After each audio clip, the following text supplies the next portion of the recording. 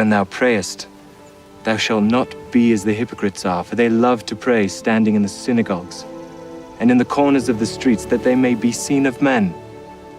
Verily I say unto you, they have their reward. But thou, when thou prayest, enter into thy closet, and when thou hast shut thy door, pray to thy Father which is in secret. And thy Father which seeth in secret shall reward thee openly. But when ye pray, use not vain repetitions as the heathen do, for they think that they shall be heard for their much speaking. Be not ye therefore like unto them. For your Father knoweth what things ye have need of before ye ask him. After this manner, therefore, pray ye.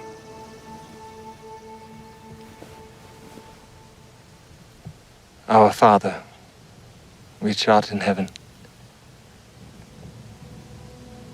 hallowed be thy name. Thy kingdom come. Thy will be done in earth as it is in heaven.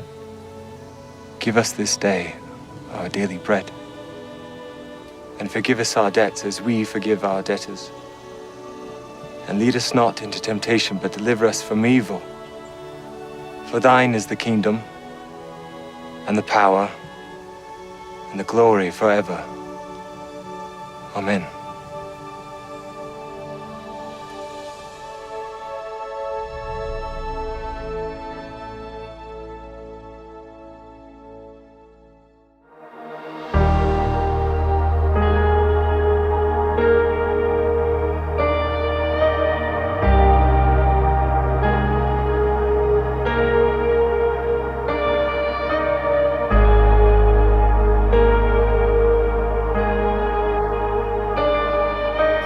I just wanna speak the name of Jesus over every heart and every mind. 'Cause I know there is peace within your presence. I speak Jesus.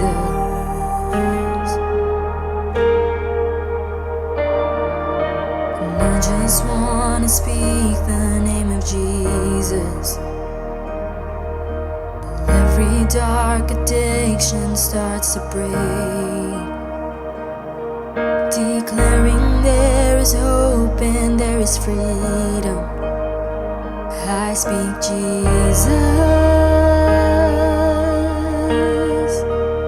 'Cause your name is power, your name is healing, your name is life. Break every stronghold, shine through the shadows, burn like a fire. And I just wanna speak the name of Jesus over fear and all anxiety, to every soul held captive by depression. I speak Jesus. Oh, 'cause your name is power, your name is healing, your name is life. Break every stronghold, shine through the shadows, burn like a fire. Your name is power, your name is healing, your name is life, it is life. Break every stronghold, shine through the shadows, burn like a fire.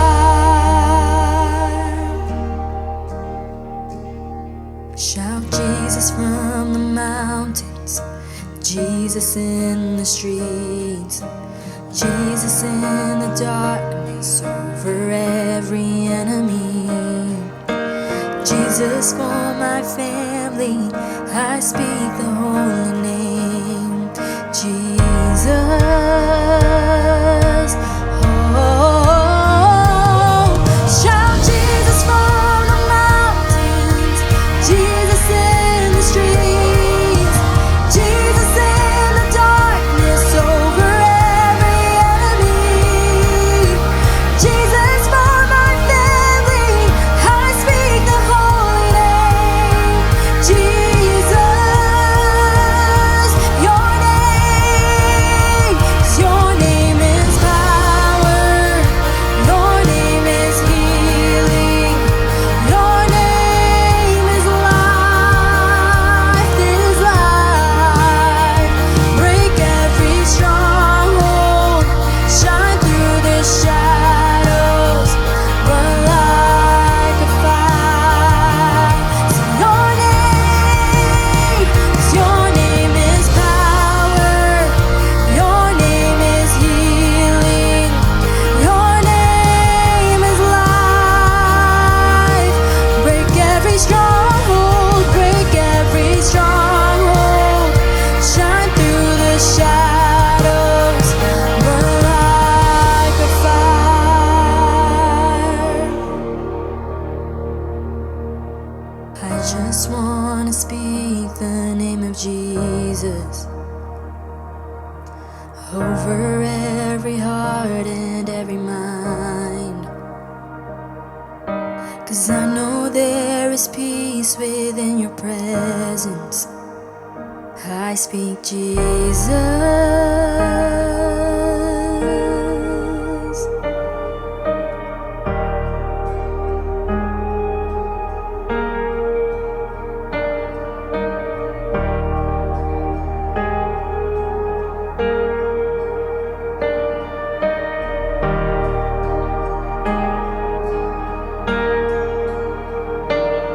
Shout Jesus from the mountains, Jesus in the streets, Jesus in the darkness over every enemy, and Jesus for my family. I speak the holy name, Jesus. Oh, shout Jesus from the mountains, Jesus in the streets, Jesus in the darkness over every enemy, Jesus for my family. I speak the holy name, Jesus.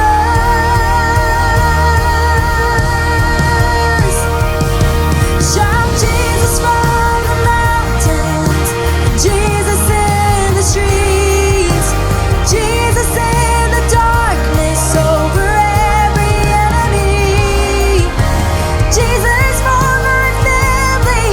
I speak the holy name, Jesus.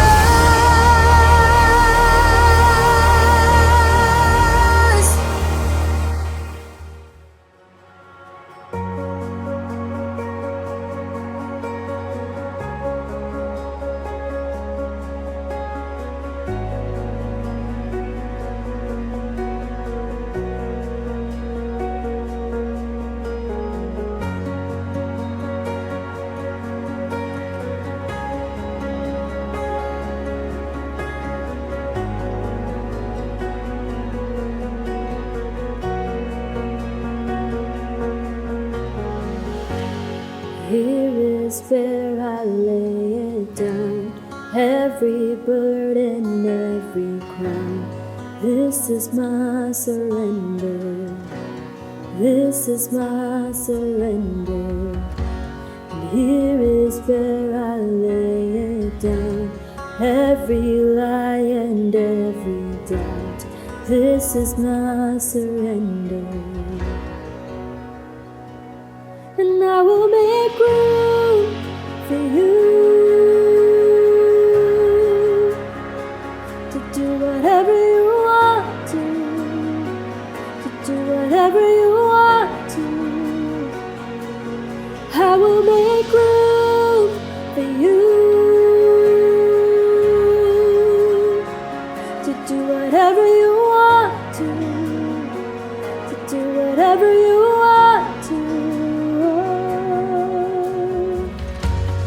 Here is where I lay it down, every burden, every cloud.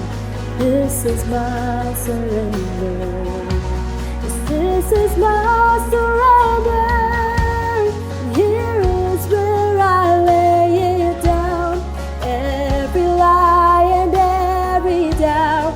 This is my surrender.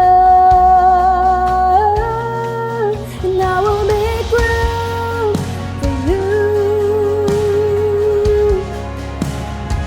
to do whatever you want to do whatever you want to. And I will make room for you to do whatever you want to do whatever you want to. I will make room, I will make room for you to do whatever you want to do whatever you want to. And I will make room for you to do whatever you want to do whatever you want to.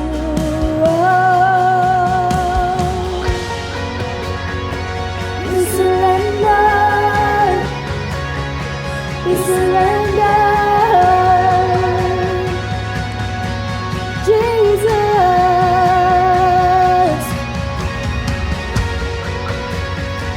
We surrender,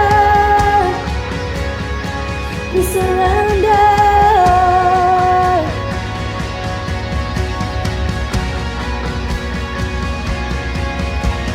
Shake up the ground of all my tradition, break down the walls of all my religion. Your way is better,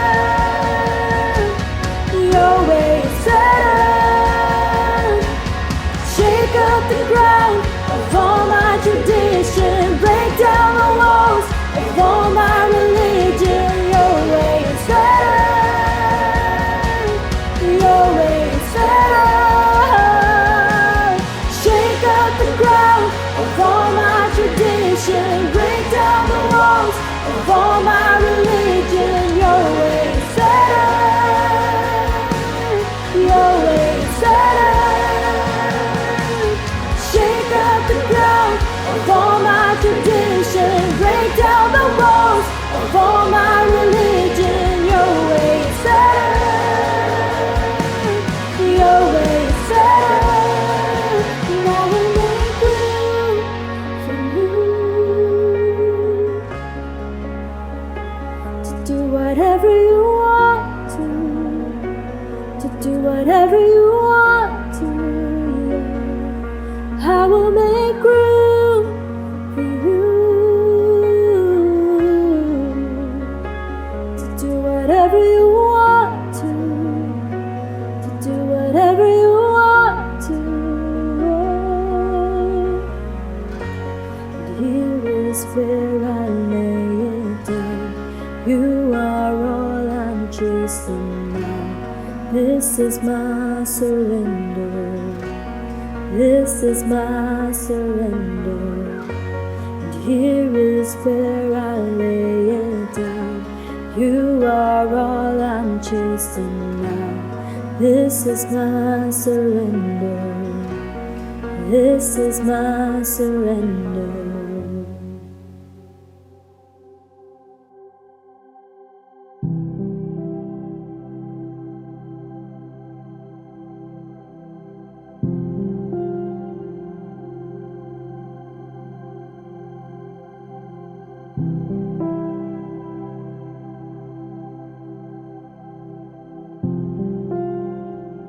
Baik Bapak Ibu, selamat hari Minggu. Selamat kita ketemu lagi dalam ibadah online dari NLCC Indonesia. Hari ini tanggal 26 Februari tahun 2023.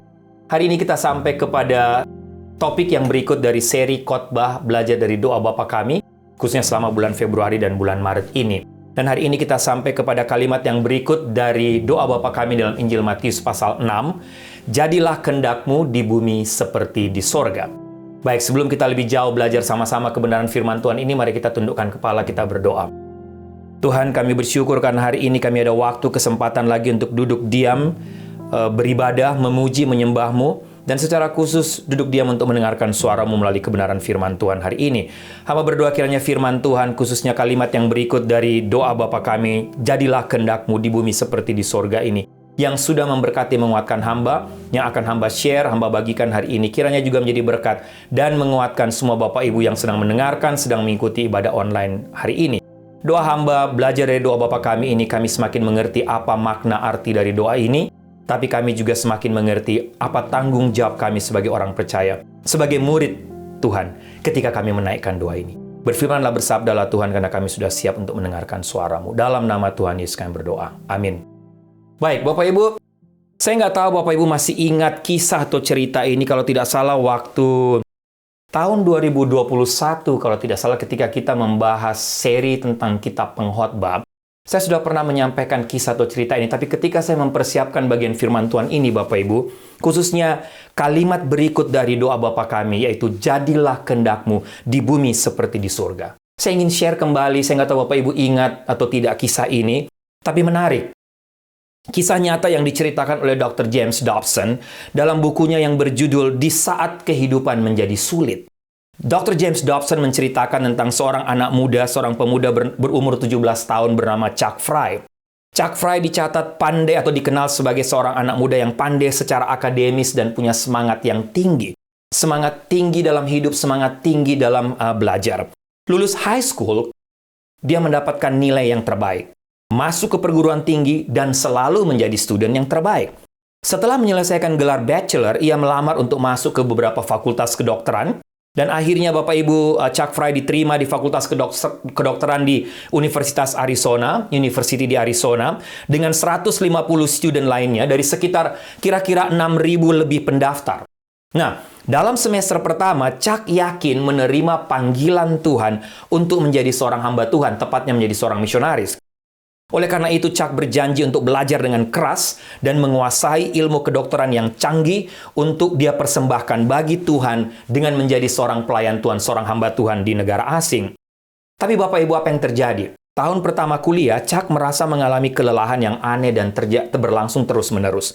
Akhirnya ia coba untuk memeriksakan diri ke dokter, dan ternyata dia didiagnosis sebagai penderita leukemia akut, tepatnya pada bulan Mei. Dan Bapak Ibu, bulan November, Chuck meninggal dunia.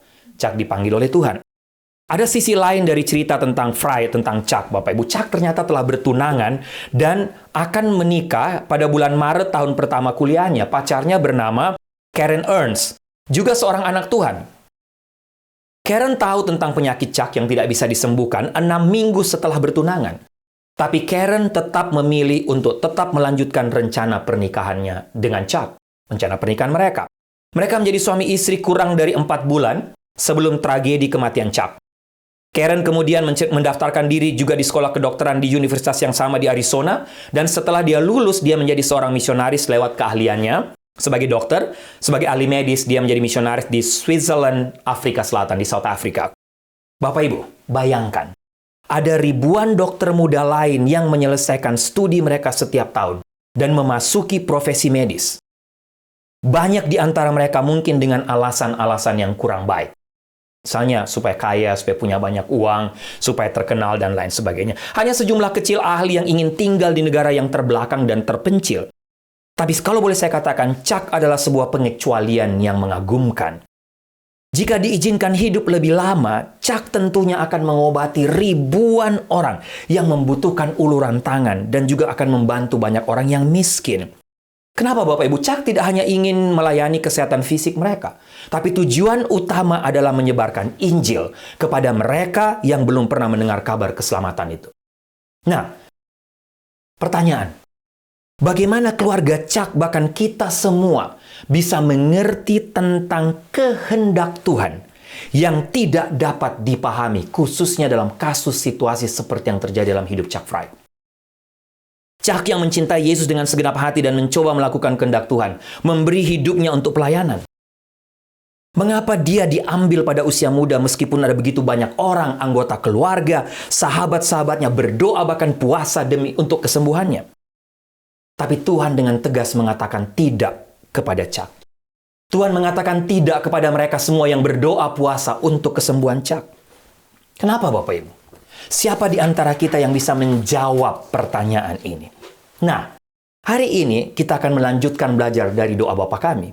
Jangan lupa Bapak Ibu, kalau kita lihat sekali lagi doa Bapa kami punya semacam 6 petisi atau 6 permohonan yang boleh saya katakan seperti sebuah lemari gantungan di mana Bapak Ibu dan saya kita semua dapat menggantungkan doa-doa kita. Artinya, semua doa yang kita panjatkan kepada Bapa kita di sorga harusnya berpola dari doa Bapa kami ini. Atau dengan kata lain, doa Bapa kami ini sebenarnya adalah sebuah pelajaran penting dan berharga untuk kita. Bahkan saya 2 minggu lalu sebut ini mungkin sandi-sandi rahasia, sandi penting yang Tuhan ajarkan kepada kita sebagai orang-orang pilihannya. Di pelajaran khususnya tentang bagaimana seharusnya Bapak, Ibu, dan saya berdoa dan apa saja yang seharusnya menjadi doa kita. Tidak saja untuk kebutuhan kita secara pribadi Bapak Ibu, tapi melalui belajar doa Bapa kami ini, kita belajar tentang betapa pentingnya kita tidak hanya mendoakan diri sendiri, tapi juga mendoakan dunia ini yang semakin hari semakin bobrok, semakin hari semakin mengaibkan dan menajiskan nama Tuhan. Dunia ini tidak lagi menghormati Tuhan. Yang pasti Bapak Ibu waktu kita membaca dan pelajari doa ini, Bapak Ibu bisa lihat terlihat jelas ada keteraturan dan struktur yang rapi di dalamnya. Ada semacam hierarki yang sangat jelas. Perhatikan saja.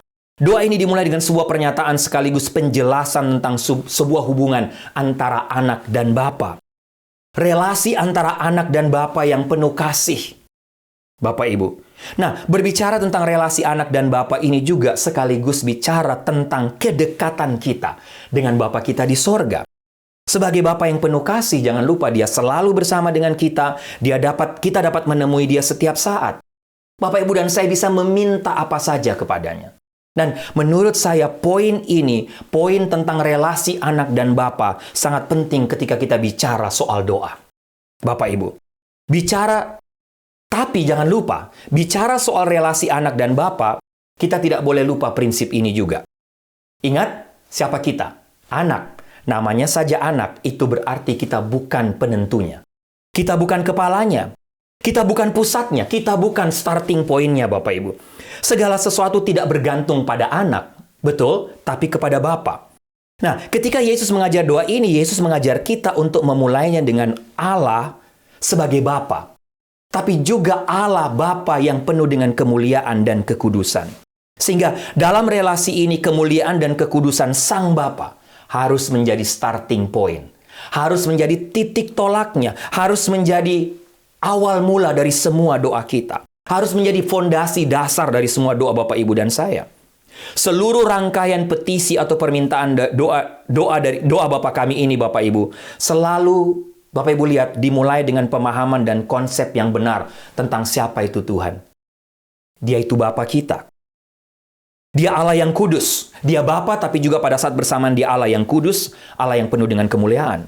Nah, seperti yang saya jelaskan sekali lagi, di tengah kondisi atau zaman di mana nama Tuhan di dunia ini semakin diaibkan, dinajiskan. Makanya inilah waktu, inilah saat Bapak Ibu di mana kita semua meminta kepada Allah. Ketika Bapak Ibu dan saya menaikkan doa ini, itulah saat di mana kita meminta kepada Allah yang adalah Bapa kita untuk menyatakan kekudusannya, untuk menyatakan reputasinya, untuk menyatakan karakternya yang kudus itu di dunia ini. Sehingga orang yang menajiskan nama Allah, melalui Bapak, Ibu, dan saya, mereka melihat, belajar siapa itu Tuhan. Mereka melihat tentang Allah yang Maha Kudus itu. Bagaimana caranya? Melalui Bapak Ibu, melalui kita, dengan cara yang Ibu Fitri khotbahkan minggu lalu, menghadirkan, mendatangkan kerajaan Allah di dalam dunia ini. Agar seluruh manusia di bumi ini yang berdosa dan hidup menajiskan Allah, mereka kembali mengerti sekali lagi dan menyaksikan siapa itu Allah. Dari mana dunia dapat melihatnya? Inilah yang kita akan pelajari hari ini. Dari kita, orang-orang atau anak-anak Bapa tadi, yang hidup dalam melakukan kehendak Bapanya. Nah, hari ini sekali lagi sampai kepada petisi ketiga dari doa Bapa kami, Matius pasal 6 ayat 10 sekali lagi. jadilah kehendakmu di bumi seperti di sorga. Nah, untuk mengerti kalimat ini, Bapak Ibu, saya mau kita fokus kepada dua hal dari kalimat ini. Yang pertama, saya mau kita sama-sama fokus dan belajar arti atau makna dari kehendak Tuhan. Jadilah kehendakmu. Apa itu kehendak Tuhan, Bapak Ibu? Nah, yang kedua, dari kalimat ini kita akan melihat dan belajar tentang, saya katakan, sebuah model. Kehendak Tuhan yang mana yang harusnya menjadi model? Atau melakukan kehendak Tuhan itu seperti apa? Nah, dari kalimat ini, dari doa Bapa kami, Allah memberikan dua model. Jadilah kehendakmu di bumi seperti di sorga. Jadi, yang pertama kita fokus kepada apa itu kehendak Tuhan. Yang kedua, kita akan sama-sama belajar tentang model. Ada model di sorga, ada model di bumi. Apa itu? Mari sama-sama kita lihat, Bapak Ibu. Yang pertama, poin pertama, apa yang dimaksud dengan kehendak Tuhan? Bapak Ibu, bicara kehendak Tuhan, kalau Bapak Ibu saat ini sedang bingung, Bapak Ibu nggak sendirian. Maksud saya begini, banyak orang sulit untuk mengerti kehendak Tuhan. Apa sih itu kehendak Tuhan? Kadang-kadang kita tidak bisa mengertinya. Wajar Bapak Ibu, karena ketika kita belajar tentang kehendak Tuhan, paling tidak ada tiga, kalau boleh saya katakan, tiga bentuk atau tiga aspek tentang kehendak Tuhan. Ya. Yang pertama, saya mau kita sama-sama belajar Bapak Ibu. Yang pertama, ada kehendak Tuhan yang bersifat rahasia dan penuh misteri. Bapak Ibu buka Ulangan pasal 29 ayat 29. Musa katakan apa? Hal-hal yang tersembunyi ialah bagi Tuhan, Allah kita. Tetapi hal-hal yang dinyatakan ialah bagi kita dan bagi anak-anak kita sampai selama-lamanya, supaya kita melakukan segala perkataan hukum Taurat ini. Bapak Ibu, perhatikan perbedaan penting yang ditulis di sini. Di antara apa yang rahasia atau tersembunyi dan apa yang diungkapkan atau dinyatakan.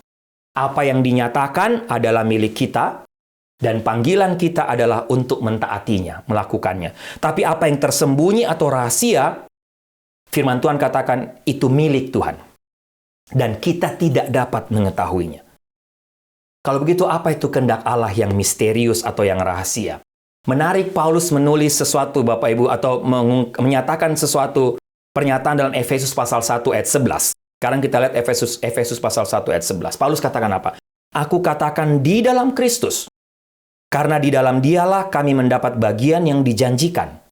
Kami yang dari semula ditentukan untuk menerima bagian itu sesuai dengan maksud Allah yang di dalam segala sesuatu bekerja menurut keputusan kehendaknya.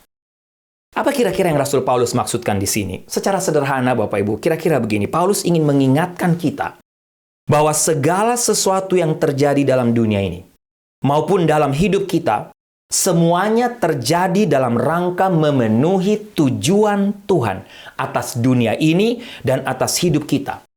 Dan sekali lagi, tidak ada yang terjadi dalam dunia ini maupun hidup kita yang berada di luar kehendaknya. Allah itu selalu mengerjakan segala sesuatu menurut keputusan kehendaknya. Jangan lupa, Tuhan berdaulat atas dunia ini, Tuhan berdaulat atas hidup kita yang adalah anak, tapi juga yang adalah ciptaan. Tapi jangan lupa, rencana Tuhan selalu akan tergenapi dan selalu akan menang. Apa maksudnya Bapak Ibu? Contoh paling akurat, peristiwa Bukit Golgota. Salah satu bukti nyata. Peristiwa Bukit Golgota, jangan lupa, setan sebenarnya menyusun rencana dan menciptakan peristiwa demi peristiwa yang akhirnya menyebabkan penyaliban Yesus. Setan menyusun rencana untuk Bukit Golgota dengan tujuan Yesus mati dan maut itu menang, setan itu menang. Tapi Bapak Ibu, apa yang kita pelajari di sini dari kasus Bukit Golgota dan kebangkitan Kristus dari antara orang mati? Tuhan tetap menyelesaikan rencananya untuk menebus dunia ini dan kita semua manusia berdosa. Dan bagi saya ini adalah satu penghiburan yang luar biasa bagi kita sebagai orang percaya. Sekalipun ada begitu banyak kehendak Allah yang mungkin penuh rahasia, misterius, kita tidak bisa mengerti, atau mungkin kita tidak akan pernah mendapat jawabannya. Tapi yang pasti, garis bawahi, tidak ada dalam hidup kita, apapun yang terjadi dalam hidup kita, yang berada di luar tujuan Tuhan, di luar kendali Tuhan. Bapak Ibu, ini good news, ini penghiburan buat kita. Nah, bagaimana tepatnya peristiwa-peristiwa dalam hidup kita, itu bisa terjalin menjadi satu rangkaian di dalam rencana Bapa, itu yang mungkin tidak dapat kita ceritakan. Kenapa Bapak Ibu? Karena sekali lagi, rahasia. Dan firman Tuhan sudah katakan, kalau kita tidak tahu jawabannya, memang itu rahasia dan itu bukan milik kita. Itu milik Tuhan. Semua misteri bagi kita, sehingga seringkali harus akui kita bertanya, Tuhan, why? Kenapa? Kenapa ini terjadi? Kita juga bertanya, Tuhan, mengapa Engkau izinkan ini dalam hidup saya? Kenapa Engkau tidak izinkan di hidup orang lain yang mungkin tidak hidup dalam Tuhan? Mengapa Tuhan melindungi si A, tidak melindungi si B? Mengapa Tuhan menjawab yes kepada si A, tapi Tuhan menjawab tidak kepada Chuck Fry, contohnya kepada kasus tadi? Apa yang Tuhan sedang kerjakan ketika global pandemi, ketika virus COVID melanda dunia? Sehingga semua dunia lockdown. Bapak Ibu, siapa yang bisa menjawab? Ini adalah sebuah pertanyaan tentang rahasia atau kehendak Tuhan yang penuh rahasia. Tapi itu milik Tuhan. Oke, sekarang. Bagaimana harusnya kita menanggapi kehendak Allah yang misterius seperti ini? Atau yang rahasia? Tidak ada jalan lain, Bapak Ibu. Kita diminta hanya untuk tetap mempercayai Tuhan dalam hal apapun, termasuk hal-hal yang Dia rahasiakan. Itulah yang kita kenal dengan kalimat yang Paulus tuliskan dalam 2 Korintus pasal 5 ayat 7. Sebab hidup kami adalah hidup karena percaya, bukan karena melihat. Artinya, Bapak, Ibu, dan saya, kita semua diminta untuk berjalan dengan iman, bukan dengan melihat. Sampai hari ketika kita berada di hadiratnya di sorga. Kemudian Bapak Ibu, pada saat itulah mungkin, atau mungkin pasti, apa yang dirahasiakan akan terungkap. Apa yang menjadi misteri bagi Bapak Ibu dan saya akan terjawab ketika kita berhadapan muka dengan Bapa kita di sorga. Sehingga Bapak Ibu, dengan berbagai misteri dari pekerjaan Tuhan dalam dunia ini, dalam hidup kita. Bicara soal kehendak Tuhan yang penuh misteri. Doa kita hanya satu. Tuhan, kuatkan iman saya. Jadilah kehendak-Mu. Yang kedua, Bapak Ibu, ada kehendak Tuhan yang misteri. Kita nggak bisa tahu jawabannya. Tapi ada kehendak Tuhan yang bisa dilihat. Apa maksudnya bisa dilihat? Oke, mari sama-sama kita lihat Roma 12 ayat 2. Paulus katakan begini. Jangan kamu menjadi serupa dengan dunia ini, tapi berubahlah dan oleh pembaharuan budimu, sehingga kamu dapat membedakan mana Ingat, lihat, perhatikan kalimat ini. Sehingga kamu dapat membedakan mana kehendak Allah, apa yang baik, yang berkenan kepada Allah, dan yang sempurna. Artinya Bapak Ibu, ada kehendak Allah yang bisa kita bedakan karena jawabannya ada. Nah, apa kehendak Allah yang dapat dilihat? Atau yang, kalau kehendak Allah dapat dilihat artinya dia bukan rahasia, tapi dia juga tidak diungkapkan. Tidak diungkapkan artinya tidak ada ayat-ayat khusus yang memberikan jawaban secara spesifik dari kehendak Allah tersebut. Contoh, Bapak, Ibu, dan saya, kita semua dituntut untuk membuat atau mengambil keputusan, benar, yang menyangkut atau berdampak terhadap sebuah perubahan dalam hidup kita, Bapak, Ibu. Ya, dan yang kita bergumul dengan pertanyaan-pertanyaan itu. Misalnya, saya kasih contoh. Kuliah atau jurusan apa yang harus saya ambil? Bergumul kan? Kita nggak tahu jawabannya. Tapi sebenarnya ada jawabannya, terlihat. Karena itu ada. Karena kuliah, kampus, itu kan semua ada. Tidak ada yang misteri di sini. Di mana saya harus tinggal? Saya harus menikah atau tidak? Dengan siapa saya harus menikah? Ya kan? Ini sebenarnya jawabannya ada. Kita hanya diminta untuk membedakan mana yang baik, mana kehendak Allah. Pekerjaan apa yang harus saya kejar? Uang apa yang harus saya keluarkan?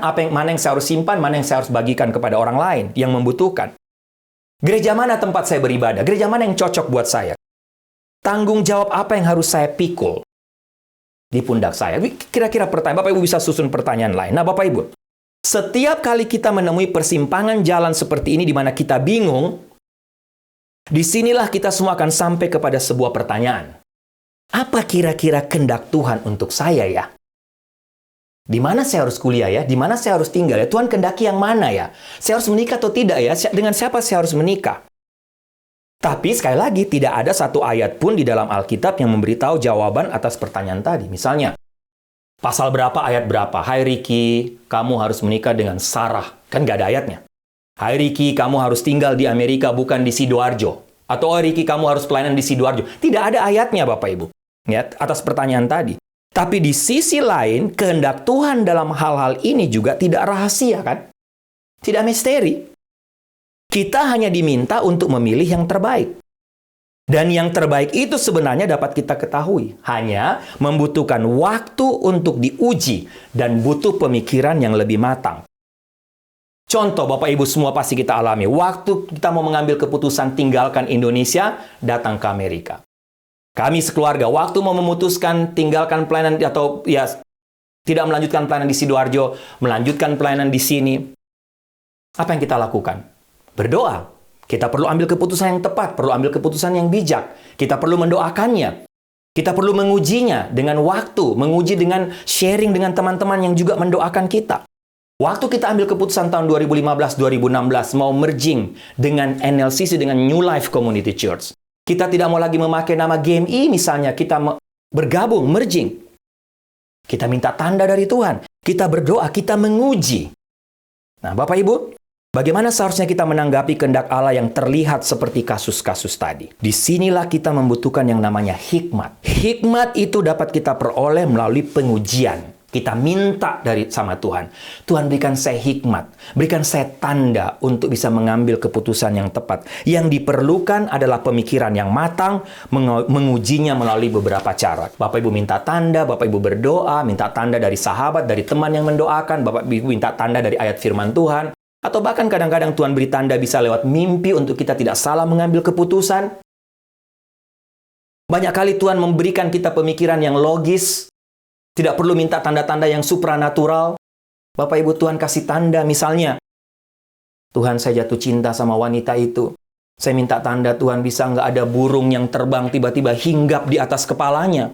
Di mana burung itu hinggap, itulah tanda Tuhan. Mungkin bisa. Tapi Bapak Ibu, kadang-kadang Tuhan kasih dengan cara yang logis. Mana pasangan hidup kamu? Ya yang kamu cintai.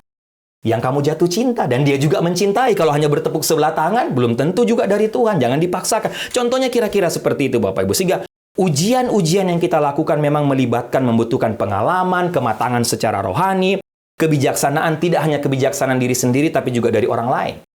Saya ingat waktu saya dan Ibu Sarah mau mengambil keputusan untuk tinggalkan Sidoarjo, Bapak Ibu.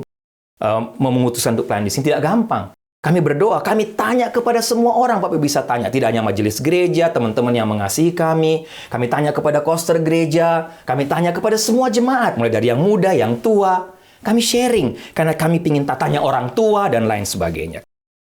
Yang pasti Paulus katakan, jangan kamu menjadi serupa dengan dunia ini, tetapi berubahlah oleh pembaruan budimu sehingga kamu dapat membedakan manakah kehendak Allah, apa yang baik, yang berkenan kepada Allah dan yang sempurna. Kita harus mengujinya dan mendoakannya. Sehingga bagaimana doa kita? Kalau tadi misteri, Tuhan, kuatkan iman saya, jadilah kehendak-Mu. Sekarang kalau kita bisa melihat, doanya lain. Tuhan, berikanlah saya hikmat dalam mengambil keputusan, pakailah pikiranku, tapi juga pakailah orang lain yang mengasihi aku. Tuhan pakai mereka untuk memberikan jawaban kepada kita. Tapi di atas semuanya Tuhan, kontrollah, kendalikanlah saya, biarlah kehendak-Mu yang jadi. Kayak Bapak Ibu, ada yang misteri, ada yang terlihat, kita hanya minta ujian untuk membedakan. Yang ketiga, yang terakhir dari bagian ini adalah, kehendak Tuhan itu ada yang memang langsung dinyatakan, tidak perlu Bapak Ibu doakan. Sekali lagi Bapak Ibu, lihat atau baca Ulangan 29 ayat 29. Musa katakan, hal-hal yang tersembunyi ialah bagi Tuhan Allah kita, tetapi hal-hal yang dinyatakan ialah bagi kita dan bagi anak-anak kita sampai selama-lamanya, supaya kita melakukan segala perkataan hukum Taurat ini. Kehendak Allah yang dinyatakan banyak ditemukan dalam Alkitab. Apa saja? Bapak Ibu, saya nggak usah bahas panjang lebar. Kasihilah Tuhan Allahmu dengan segenap hatimu, jelas. Tidak rahasia, dinyatakan. Tidak perlu pemikiran, tidak perlu menguji. Saya perlu mengasihi Tuhan atau tidak ya? Diskusi sama teman-teman. Saya bertanya, saya perlu mengasihi Tuhan atau tidak? Tidak perlu. Kasihilah sesamamu manusia seperti dirimu sendiri. Pergilah jadikan semua bangsa muridku. Apalagi? 10 hukum Taurat. Jangan berzina, jangan mencuri, kuduskan hari Sabat. Jelas, tidak perlu diskusi. Jangan membalas kejahatan dengan kejahatan.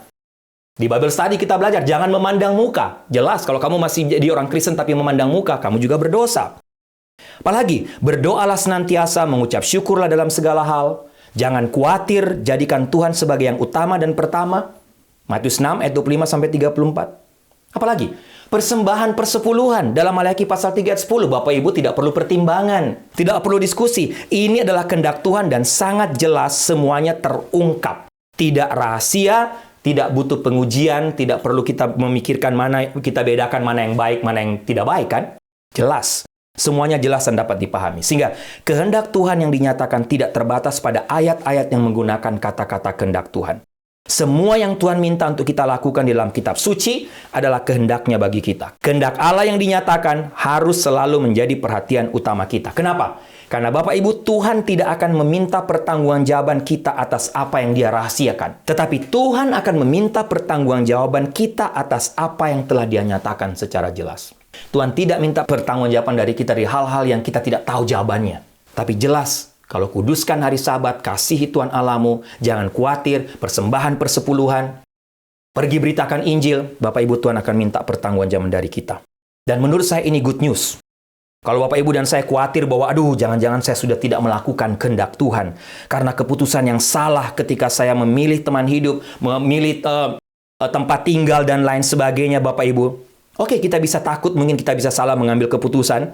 Tapi Tuhan tidak pernah meminta pertanggungjawaban. Ricky, kenapa kamu tinggal di Sidoarjo? Ricky, kenapa kamu memilih tinggal di Amerika? Tuhan tidak pernah meminta pertanggungjawaban kepada kita tentang keputusan-keputusan tadi.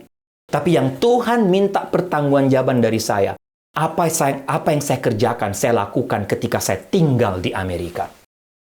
Apakah saya hidup takut Tuhan? Apakah saya hidup menjadi berkat bagi orang lain? Apakah saya punya iman yang kuat? Apakah saya tetap menjaga kekudusan? Apakah saya tetap menghormati, menghargai hari Sabat? Tidak penting di mana kita tinggal, tapi apa yang saya lakukan sebagai pertanggungjawaban saya kepada Tuhan tentang perintah-perintah Tuhan, kehendak-kehendak Tuhan yang jelas Tuhan ungkapkan. Apakah saya kerjakan atau tidak? Sehingga Bapak Ibu, yang kita perlu lakukan ketika kita berhadapan dengan kehendak Tuhan yang ketiga ini, taati. Ketaatan, karena jelas tidak perlu dipertimbangkan, tidak perlu diuji. Tuhan hanya minta kita untuk berjalan dalam ketaatan yang penuh totalitas kepada Tuhan. Sehingga Bapak Ibu, itulah pelajaran tentang kehendak Tuhan. Oke, Bapak Ibu, saya tidak tahu Bapak Ibu sedang berhadapan dengan kehendak Tuhan yang mana. Tapi memang wajar kalau kita bingung. Ya, tapi ingat, Tuhan akan meminta pertanggungjawaban dari kita justru dari perintah atau kehendak Tuhan yang jelas-jelas diungkapkan dalam Alkitab. Bapak Ibu menutup bagian ini atau bagian pertama, ada ungkapan yang menarik. Menarik, dia katakan begini penulisnya. Tidak ada yang pernah memikirkan pena atau pensil saat membaca surat. Betul? Mereka hanya ingin mengetahui pikiran orang yang menulis surat itu. Mana ada orang baca surat pikir pensil apa yang dipakai. Pasti orang pikir siapa yang nulis, apa kira-kira isi hatinya. Tapi Bapak Ibu, itulah kita. Jangan lupa kita hanyalah pensil-pensil kecil di tangan Tuhan.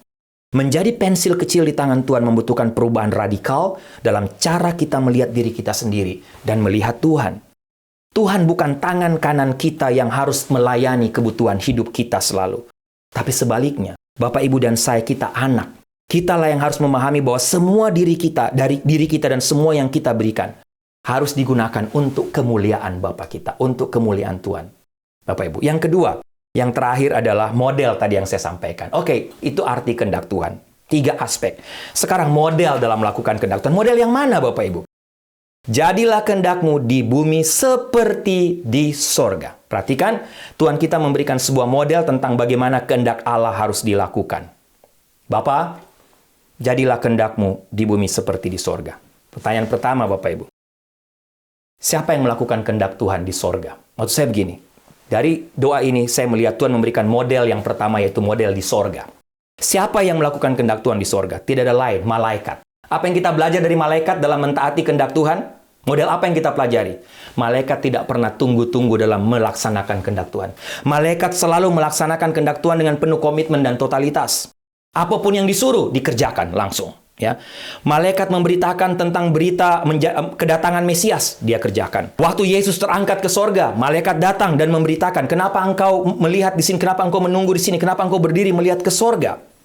Bapak Ibu, malaikat adalah hamba Tuhan di sorga yang selalu melakukan kehendak Tuhan secara totalitas. Tapi Bapak Ibu baca, malaikat juga selalu tidak ragu untuk memutuskan apakah mereka harus taat atau tidak. Tuhan bicara, mereka laksanakan. Tuhan bicara, mereka kerjakan. Itu malaikat, itu contoh Bapak Ibu, model. Sehingga orang tanya, bagaimana saya harus melakukan kehendak Tuhan? Belajar tentang model, seperti di bumi, seperti di sorga. Malaikat, taat, totalitas, komitmen. Tidak tunggu-tunggu. Kedua, model di bumi. Orang bilang begini, oh ya, tapi persoalannya Pak Riki, kan malaikat tidak mengetahui realitas hidup dalam tubuh. Mereka tidak mengalami godaan untuk berbuat dosa. Bapak Ibu, Tuhan tahu. Sehingga Tuhan memberi model yang lebih dekat. Model di bumi, contoh untuk melakukan kehendak Tuhan. Siapa itu? Melalui Tuhan Yesus. Makanya Allah datang ke dalam dunia ini melalui diri Tuhan Yesus supaya kita juga bisa melihat model itu secara langsung. Karena Yesus datang ke dalam dunia, Allah datang ke dalam dunia melalui diri Tuhan Yesus Kristus, supaya kita bisa belajar darinya. Itulah teladan. Pertanyaan buat kita, bagaimana Yesus melakukan kehendak Bapa di sorga? Bapak Ibu lihat Yohanes pasal 4 ayat 34. Tuhan Yesus katakan apa? Makananku ialah melakukan kehendak Dia yang mengutus aku dan menyelesaikan pekerjaannya.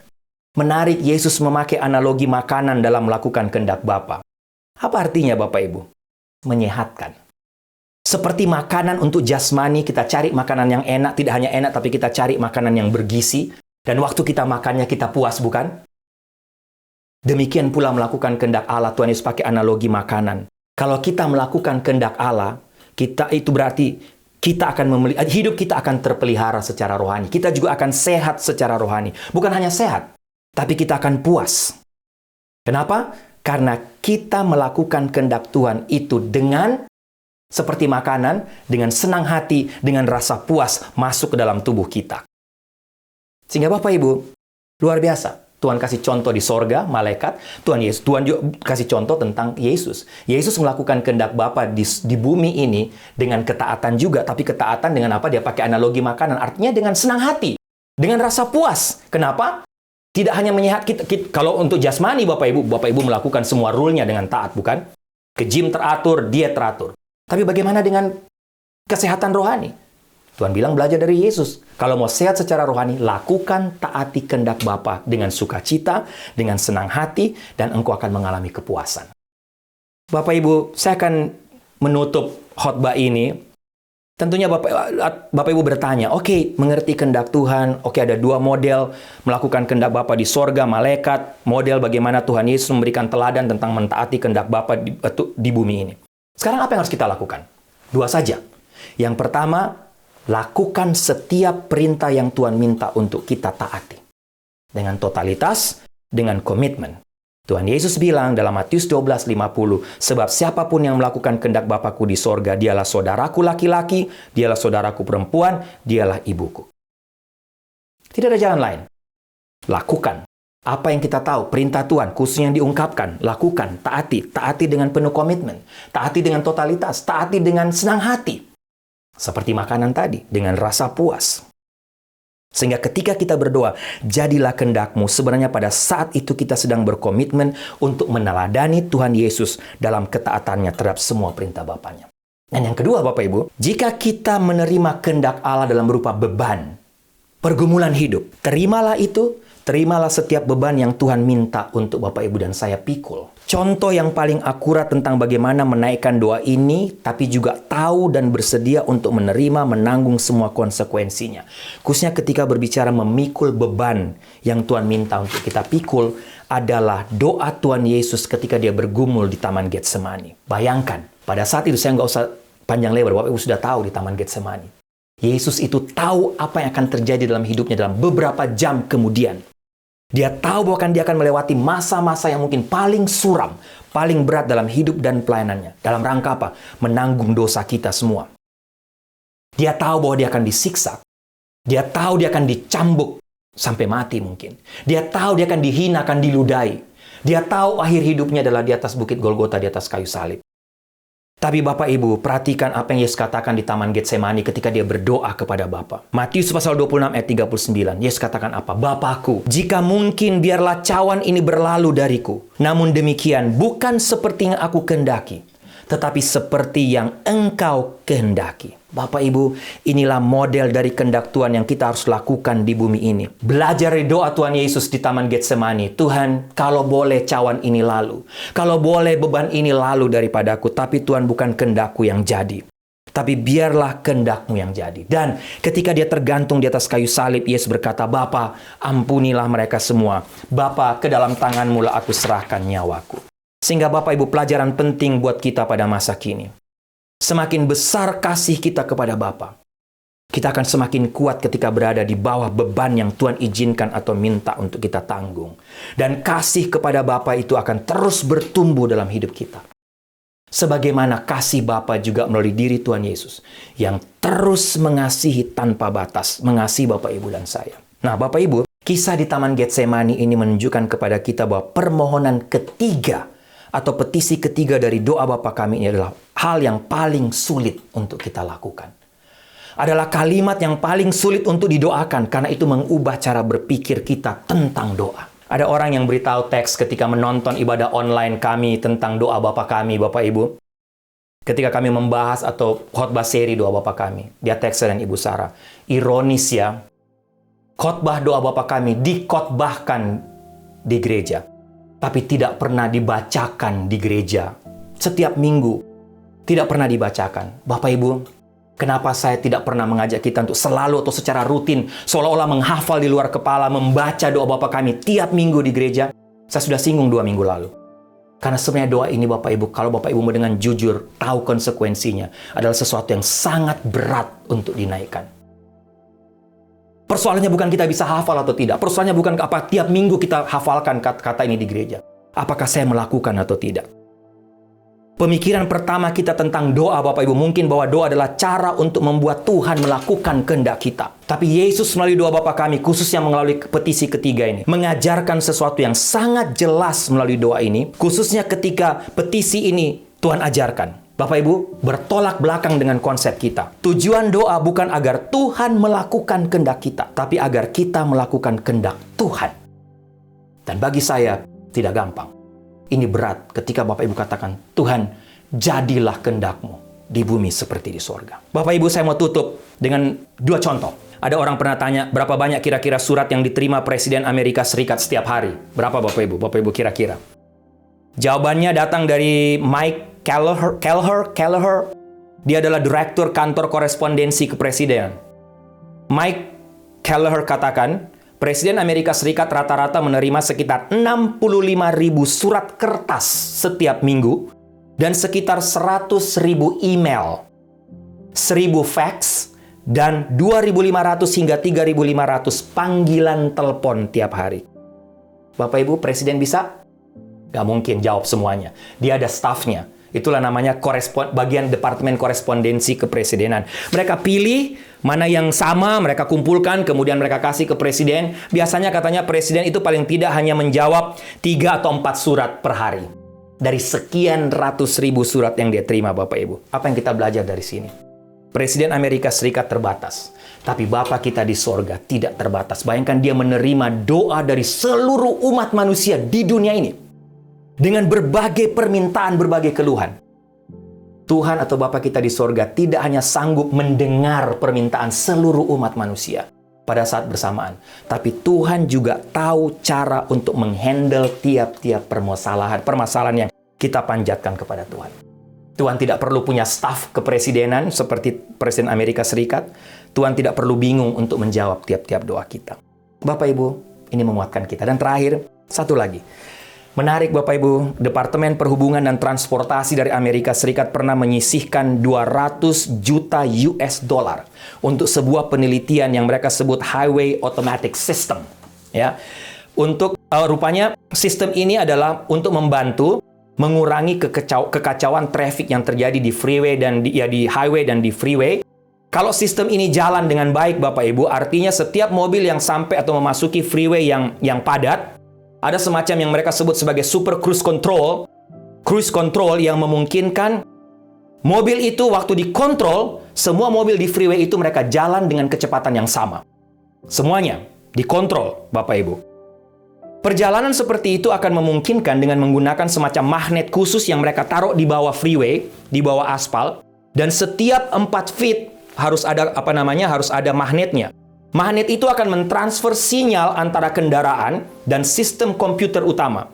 Kemudi, akselerasi mobil, pengereman akan dikendalikan oleh sensor. Sistem navigasi komputer, kamera harus ada di sepanjang sisi jalan, karena kontrol itu akan dikembalikan kepada kemudi waktu mereka keluar dari freeway. Jadi waktu mereka dapat freeway padat, itu ada sistem di bawah yang mengontrol, tidak bisa kita kendalikan mobil itu, sistem kendalikan, semuanya berjalan dengan sama. Waktu kita keluar freeway, baru kontrolnya kembali kepada kita. Intinya Bapak Ibu, program tadi tidak jadi dijalankan. Program gagal. Tapi mereka alasannya adalah karena uang tidak memadai, tidak cukup. Tapi sebenarnya bukan itu. Persoalannya adalah karena masyarakat kurangnya kepercayaan publik terhadap sistem ini. Orang tidak mau, belum percayalah bagaimana mereka dikontrol waktu berada di freeway. Mereka masih takut, Bapak Ibu. Semuanya masih ingin mengontrol mobilnya sendiri, kira-kira begitu. Nah, Bapak Ibu, demikian pula dengan Allah. Allah itu sebenarnya telah menetapkan sebuah sistem yang dimaksudkan untuk membantu kita saat kita menjalani hidup. Itu yang namanya anugerah. Itu yang namanya kasih karunia. Anugerah adalah sistem anti gagal, kalau boleh saya katakan, dari Allah, yang memang Allah rancangkan untuk menempatkan kita semacam dalam super cruise control tadi, sehingga ketika kita berhadapan dengan keadaan sulit, Allah mengontrol hidup kita tidak perlu ambil alih. Sama dengan sistem di freeway tadi.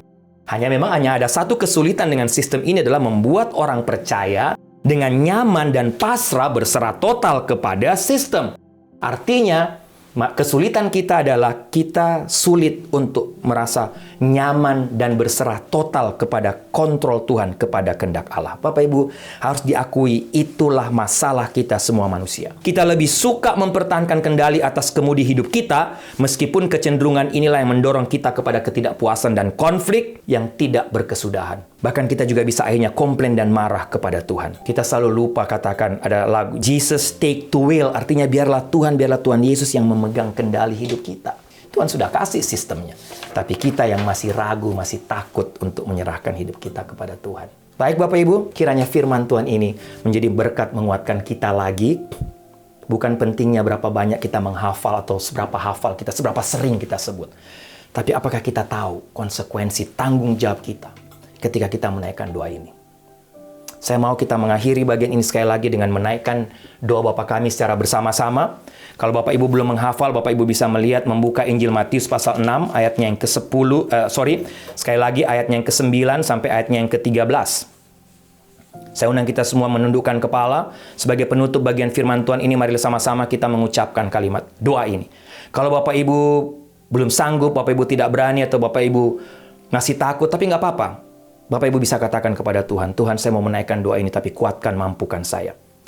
Sehingga mari sama-sama kita katakan seperti yang Tuhan Yesus ajarkan.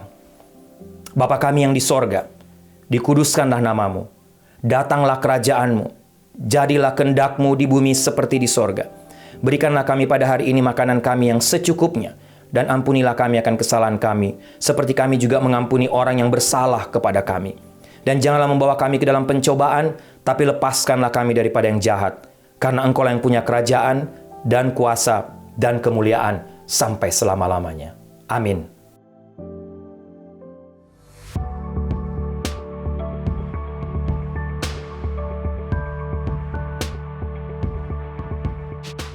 Baik Bapak Ibu, doa saya kita semua diberkati lagi oleh kebenaran firman Tuhan hari ini, khususnya dari kalimat, jadilah kehendak-Mu di bumi seperti di sorga. Tuhan sudah memberkati saya melalui kebenaran ini, dan saya sudah share kepada Bapak Ibu. Doa saya Bapak Ibu juga dikuatkan, diberkati, tapi juga mendapatkan pelajaran baru. Baik, selamat ulang tahun untuk mereka yang berulang tahun di minggu ini, khususnya jemaat NLCC, Bapak Ibu bisa lihat di screen. Baik jemaat yang kekasih, tundukkanlah kepalamu, arahkanlah hatimu kepada Tuhan, dan terimalah berkat Tuhan. Anugerah keselamatan dari Tuhan Yesus Kristus, kasih sayang yang tidak berkesudahan dari Allah Bapa, serta penyertaan dari Roh-Nya yang kudus, kiranya menyertai engkau sekalian, mulai hari ini sampai Maranatha Tuhan Yesus datang kembali. Haleluya, amin. Shout Jesus from the mountains, Jesus in the streets, Jesus in the darkness over every enemy, Jesus for my family, I speak the holy name, Jesus, your name is power.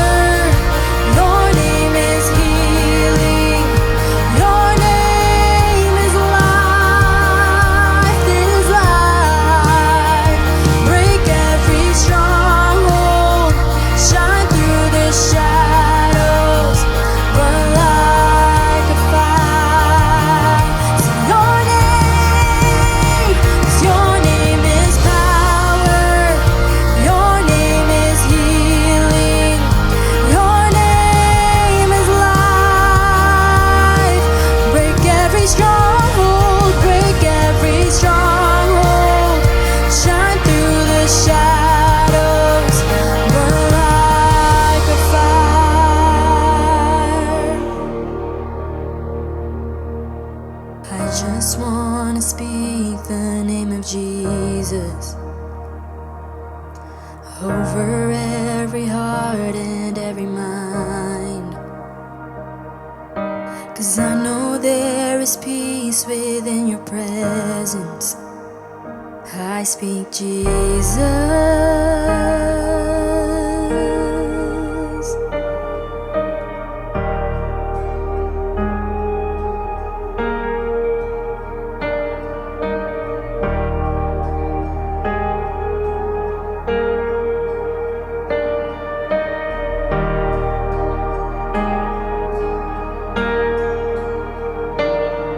Shout Jesus from the mountains, Jesus in the streets, Jesus in the darkness over every enemy, and Jesus for